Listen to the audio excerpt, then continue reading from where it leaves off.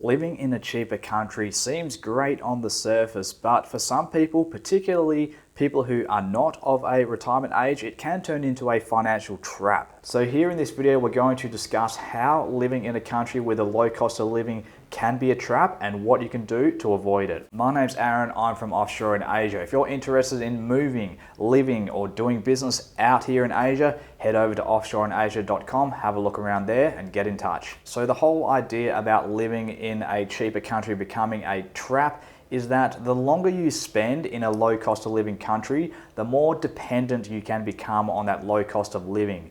And because there is a lower cost of living, there is less incentive to go out and work to pay for your bills, to pay for your lifestyle. Much the same way as if someone is on welfare for a long period of time, particularly if the welfare is quite generous, there is less incentive to go out there and make your own money. This is the same kind of concept. If there is not that incentive there pushing you to go out and make money because you have to make money to live, you may not then go out and work as hard just because you don't need the money. And while not working as much because you don't have to work as much can be a really good thing, if you are a bit younger, if you're not at retirement age and you do this for a long period of time, you can be left behind. If you ever want to move back to your home country in the West and say you've been living out in Cambodia for 10 years, you've just been teaching English there on a local salary, and that's been fine. You've had a good lifestyle in Cambodia, and then now you're getting a bit older and you want to move back to your home country. You're going to find that you are a long way behind most of your peers just because you haven't been putting that extra money away. You might have had a similar savings rate of 20%, 30%, 40% of your wage, but when you compare that in Cambodian reals to US dollars, there's going to be a big difference. So you're not going to be able to buy a home back in the US, and you're going to struggle to fund your own retirement. You're going to be dependent on welfare, dependent on a pension. Not that there's anything wrong with that, but having less financial resources means you have less options to do things the way that you want to do things.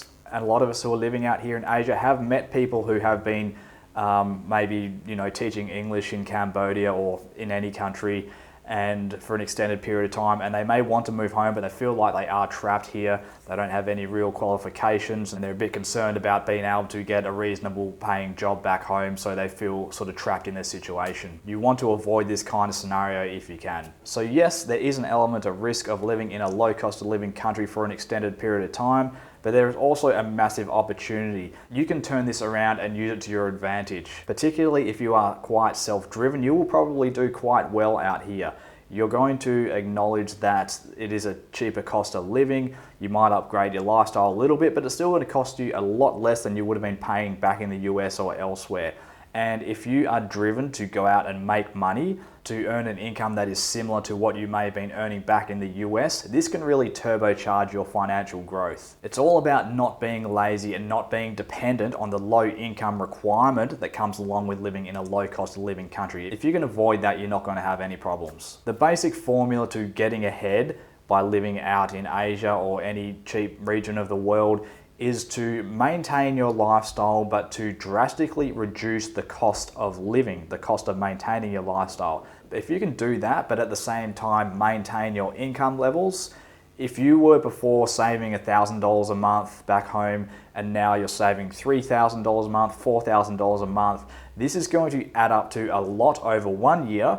And over a number of years, that is going to compound straight to the bottom line of your net worth. So yes, having a low cost of living is great, not just for taking some financial pressure off you and your living expenses, but it's also really good if you're trying to get a business off the ground. It extends your runway, as they say, meaning that you have a longer period of time to work on your business before you run out of money, to get your business off the ground, to get it to take off from that runway. But eventually you want to get that business turning over enough so that it would be comparable to a business back in the West. If all your customers are in the US or Europe or Australia, that is certainly possible. And if you can do that, you'll find that if you go back home in 5 years, 10 years, you will probably find that you are a long way ahead financially than the average person in your peer group. What you want to do here is approach it from the standpoint that, yes, I'm going out to live in Asia, I'm going to save a lot on cost of living, but I'm going to work on my business, work on other income, work on side hustles while I'm there.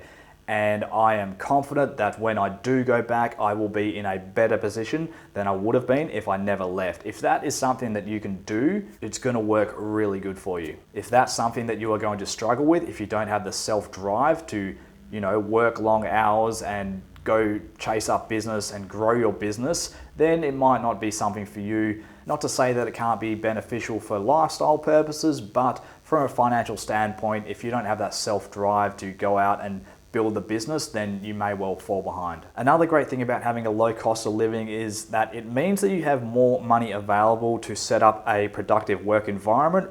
Before, back home, you may have been working from your bedroom or working from the kitchen table. Now, if you're living out in somewhere like Southeast Asia, you're going to have more money available to go rent a co-working space, to set up a really nice, productive environment in your condo. You're going to have the money to set things up to be productive for you in a way that's going to, in turn, turn into more profits for your business. And because you're living in a lower cost of living country, you're simply going to have more time to be able to work on side hustles and business ideas. If you were back home, you might have been working, all the overtime you can get just to keep up with your rent and your other expenses. It's not going to be like that out in Asia. You can work probably 20 hours a week and cover everything quite easily. That means you're going to have another 20, 40 hours a week if you want to work that hard to grow your business and really get ahead. Really get ahead in a way that isn't possible back in the West just because you didn't have that time. So this is generally how you can really make living out in somewhere like Asia